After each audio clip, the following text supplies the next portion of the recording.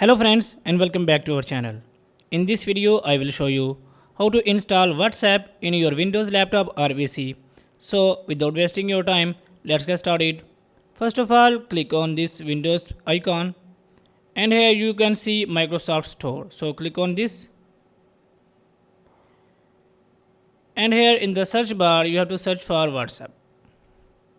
And here you can see two different types of WhatsApp. The first one is WhatsApp and other one is WhatsApp beta. These both WhatsApps are similar. You can install any one of these. I have already installed both of these WhatsApps, so I will just click on first and click on open. And you can see our WhatsApp has been opened. If I want to log in my account, then I will just click on get started.